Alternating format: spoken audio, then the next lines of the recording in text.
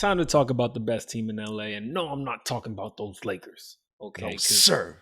Steve Ballmer and the red, white, and blue got something cooking down in southern LA. The newest, latest acquisition, John Wall joining the clan. 20-7, this man averaged over 40 games in Houston. Don't forget to like, subscribe, turn on post notifications. Without further ado, let's get into the video. I got what you love. I am your plug. Man, if there's any other way to revive your career, you know what I mean? Especially if you're John Wall, it's going to a championship contender. And, I think he's the piece to put him over the top. Shouts out Steve Ballmer, man. The work he's been able to do with this team since he's bought the franchise, you know what I'm saying? From one of the lowlifes really of this planet, you know what I'm saying? I'm sending shots, With all that being said, what he's been able to do to turn this franchise around, the love, the passion, the Ballmer dances at the game, you know what I'm saying? Obviously, the players are number one, right? But without an owner willing to, turn this franchise around, it would have been a very different Clippers team we would have seen right now. So shouts out to Steve Ballmer, man. He's really made this Clippers organization respectable. Those are well-deserved shouts because as much of a cheeseball as Steve Ballmer is, the pockets are deep and the enthusiasm is just as deep because he really is bleeding with this squad. He's doing great things for the local community. I saw he just announced he did 300 basketball courts for local low-impacted communities in LA. Wow. Like, that's dope. Stuff like that, you gotta love. So he's immersed himself in that LA culture, that LA Clipper fan base. It's only right. They have a team that matches their owner. And that's what they got because this roster is stacked, man. We're talking about the best wing crop in the league. Jason Tatum, Jaylen Brown, take a step to the side. This is it. And if you just start with the two heads to this two-headed monster, right? Kawhi Leonard, Paul George, you could really just stop right there talking about that type of conversation, right? But as you get into the deepness of the roster and the type of prototype, you can tell that this management staff, this coaching staff has really gone after a specific type of player. Very long, very athletic, versatile players who can shoot the ball and also play defense. I mean, look at this roster. You have Kawhi Leonard, Paul George, John Wall, Norman Powell, Luke Kennard, Reggie Jackson, Robert Covington, Terrence Mann, Marcus Morris, and the big man, Ivica Zubac to wrap it up, man. And if you look at this team, man, this is one of the most versatile teams in the league today, right? They don't have to make any other moves, and this team, I believe, could contend for a championship. And I'm getting a little ahead of myself, but that's how I feel about it. I'm right there with you, and it's because of that wing crop. That's what makes them so versatile. They've got, let's just talk about the wings. Robert Covington, 45% from three last year, 7'2" wingspan. Brandon Boston Jr., a 20-year-old I'm very high on. Played down in LA in high school with Bronny James, Z Wade. He showed flashes, 7'1" wingspan. Luke Kennard, career 43% shooter. Norman Powell, 6'11" wingspan, averaged 20 points per game last year. Marcus Morris, an enforcer. Terrence Mann, who's shown flashes again, had 39 in that closeout game versus Utah a couple years ago. Rodney Hood, and then you said the big dogs who are gonna be healthy, which is a big thing, man. Kawhi coming back from knee surgery. PG starting the season healthy after missing about 50 games because of a shoulder injury or an elbow injury. It's big, man. That's the only thing that's really stood in the Clippers' way. We're 3 or 2 years into this Kawhi and PG experiment, and they haven't yet hit their potential. But they're going to. There's going to be a year when they stay healthy, and why not 2023? 100%, man. And I think you said it. It's really important to mention that this duo hasn't really had an opportunity to showcase their full talent. They have had no chance really to play together besides that first season where, again, Kawhi was in and out of injury. And let's not forget, right, that Lakers bubble championship was to be the Clippers, right? At the beginning of that season, that's the team we were talking about. There were two huge big dogs in Los Angeles, probably the first time since the Kobe and Chris Paul era, in their respective franchises, right? Now, a player that we haven't really gone into detail yet, John Wall. You know what I'm saying? You throw him into the mix, boy, now do you have a different team completely. I think a much better team, if you ask me. Yeah, probably going to be one of the most underrated ones for sure. As we know, the buyout was cleared, and then he made his way to LA to play for the Clippers. 20-7 last year. 20-7, guys. Now, a lot of those games were losses. He played for that 19-game losing streak that happened down in Houston, but you can't put that all on him. Um, Yeah, John Wall is finally free. That deserves a celebration alone. But it's going to be good to see him get loose with an actual competitor, an actual threat. And he was between both LA teams, at least reportedly, Lakers and the Clippers. I think he made the right choice, right? He was going to clash with Russell Westbrook. Russell's in a contract year. He's not going to want to share point guard duties. for But sure.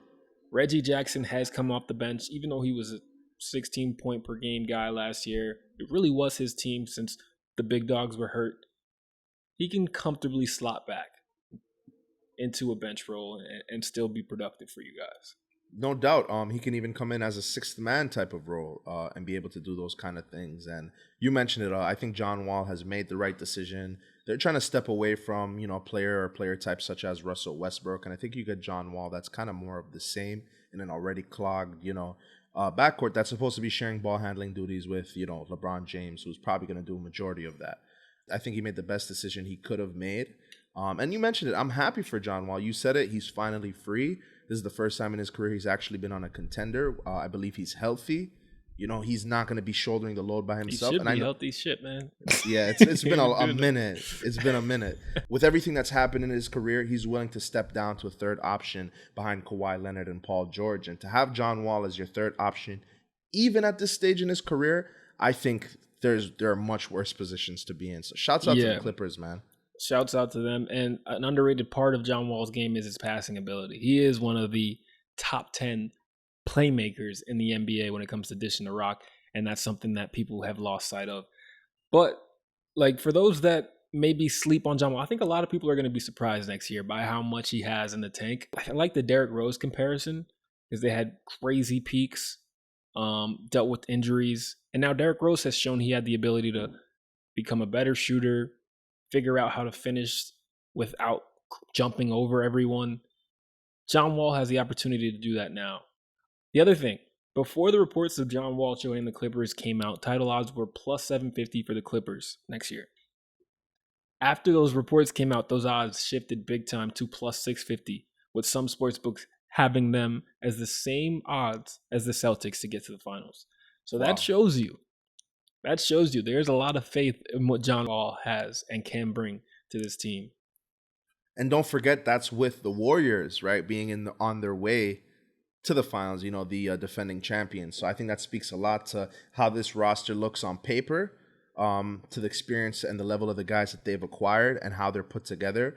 This Clippers team is going to be fun to watch. They're going to give a lot of teams hell next year. They're going to be very, very difficult to guard because their only real center is I'm not even going to say his first name. Zubac. Yep. Ivica. There we go. Zubac. You know what I mean? They can run small. Marcus Morris is an enforcer at the 5-4. Robert Covington at the 3-4. Kawhi and PG are going to be there making an impact. It's a real devilish lineup they can throw at the Western Conference. Yeah. No, you said it, Ty, and I think it's very important. We kind of talked about what this team looks on paper. So let's really put some predictions out there, man. So let's say assume healthy.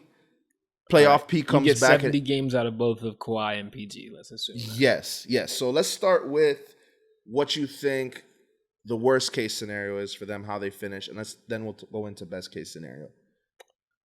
Worst case scenario with 70 games from both of them is a second round exit.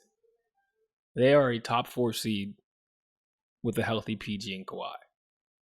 Because you can see Memphis maybe doing it again, Golden State, but that's top 2. And then they're right in the mix with 3-4, right? That's the bottom for me.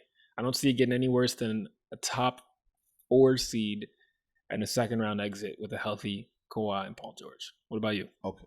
I'm with you there. I don't see, like you said, this team finishing lower than 4th. I really see them finishing in the top 3.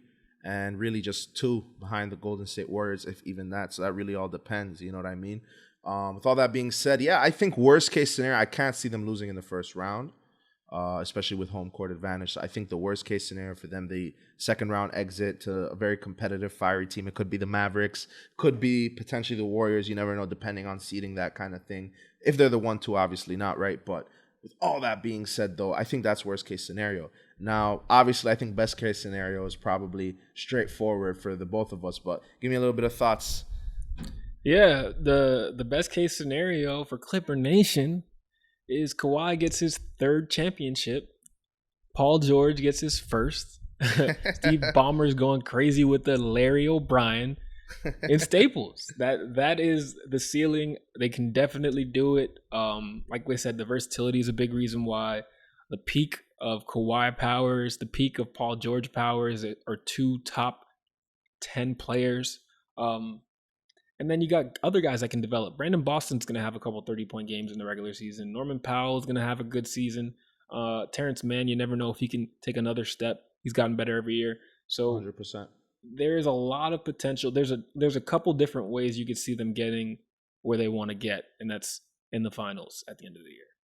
Okay, 100% with you. You know, you're not going to get any disagreement from me there. So I got to ask you then. I asked those questions for a very specific reason. Yep. Is this season for the Clippers championship or bust?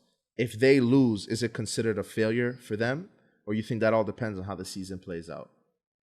No, it's not championship or bust. It's probably like a level down from that just because of what's happened lately. And I think you get a healthy year out of those two guys and you get to compete deep into the Western Conference, make the conference finals, and Clippers fans can be happy about that, right? This is a franchise that hasn't seen enough success to be championship or bust. You're damn right about that. The only success this team has ever really seen are those CP3, Blake Griffin, and DeAndre Jordan days. The rest of the franchise's history is absolutely abysmal. So we say all that to say this. You're 100% right. You know, I don't think that the pressure is on even as much as it was 2 seasons ago. You know, they took some of the backlash. They played through the injuries, the inconsistency from a lot of their guys, whatever you want to call it. And they're here. And I think they're going to make an impact this season. No doubt about that. Yeah. I mean, for us, are obviously pretty high on these Clippers. If we said the worst case is a second-round exit, and we can see them excelling all the way to a finals, I think another reason on that, the only one that we haven't touched on, is Ty Lue. I think he is undoubtedly top 8 coach in the NBA. I have him in my top 5, like right on the cusp. He's 5, but he's in my top 5. The X's and O's, the personality management, the experience he's got leading LeBron. Yeah. And he wasn't just going along for the ride. There's the iconic story of him calling LeBron out in game 4 or 5 of the NBA Finals, saying he needs more. And I think if you can do that to LeBron, you can do that to anyone. So, yeah. And again, I think having LeBron on your team overshadows your ability as a coach, right? Because a lot of people aren't going to give you sometimes that credit that you deserve. But I think it's important that you mention that. You know what I mean? And I'm not going to sit here and tell you Ty Lue was 100% locked in the entire time. There was some Steve Nash moments where he was out there giving some daps and some hugs. But for the most part, no, I think with that LeBron-led team, he was really able to put the league on notice and let them know, like, I'm a guy as a coach who's I've been in this position before. You could be LeBron, you could be MJ, you could be AI stepping over me, but I'm going to go at you the same exact way. So, you know, I think he really earned his respect as a coach. And you mentioned there's undoubtedly a top 8 coach in the league. So I'm with you. Yeah, his ability to make adjustments. And he again, this is something I don't like about Steve Nash is with Ty Lue, you get a style. You have a coaching style, an imprint, something he hangs his hat on. Steve Nash, I feel like there's nothing there. But Ty Lue is really the hunt matchups guy. He was figuring out a way to get Steph on LeBron consistently, or that was the only thing Kerr didn't want to happen. Like that, and what I said before with the updates. Adjustments it's 2 big factors when you get to playoff basketball and you're playing the same team over and over and over that make a really difference. 100%. You said it. Shouts out to Ty Lue, man. You know what I'm saying? Really able to, you know, make the babyface assassin uncomfortable in that championship series, right? So, you know, shouts out. I think he's going to be an important part of this Clippers team going forward. And, you know, you mentioned his adjustments, his ability to manage personalities is going to be very important. with a team like this. You know what I mean? You got the Paul Georges and the Reggie Jacksons and the John Walls. Kawhi's going to give you a lot of help on that front. You know what I mean? Shouts out to Greg Popovich on that one. But with all that being said, yeah, I think Ty Lue is going to have a big impact with this roster, and this team in general is going to be making a splash this season in the league. So. The one critique, because I love their roster construction. Maybe they'll have some holes that pop up due to injury or something that we didn't foresee. But I love their roster construction. The one threat, and I'm not sure how much I believe in it, but the leadership. You look down that roster 1 through 15, and I don't know if they have a true leader. In the way, Kawhi is going to get his numbers. PG is going to get their numbers. Neither of them are real leaders. Bring the guys in type guys. And in Toronto, they had a Kyle Lowry to assume that role, even if he wasn't the best player. Is that something that the Clippers are missing? I laugh because if you look down this roster, right, the person who's probably the most that guy is Marcus Morris. And I don't know if Marcus Morris is the guy that you necessarily want leading your squad into battle, especially off the bench, right? He might lead you in and lead you out with 2 technical fouls very quickly. But that is You're a good not call. wrong about that one. That is a good call. He is probably the one that assumes that role. Is that for the best? I'm not sure if we think that's the case. I think John Wall has the ability to do that. I think Paul George has. John Wall really can do that. He was that guy in Washington. He was. He even tried doing it with those young cats in Houston. There's times where he riled up the band. You know what I'm saying? And they were able to pull out a few surprising victories. You know what I mean? Barring 19 losses in a row and a lot of bad stuff, but John Wall was able to show how he's a veteran and how his leadership can impact the squad. So that's a guy I think can do that. And on a side note, real quick, we saw Paul George show shades of it in Indiana when they were playing against LeBron in those Eastern Conference Finals in back-to-back years. So it's not that he can't do it. It's just, is he back to being that Paul George where he's confident enough to say, come on, guys, let's go, Yeah, that's a good point because he's definitely more of a leader in that sense than Kawhi, but not as much as like Marcus Smart is for the Celtics or Draymond is for the Warriors.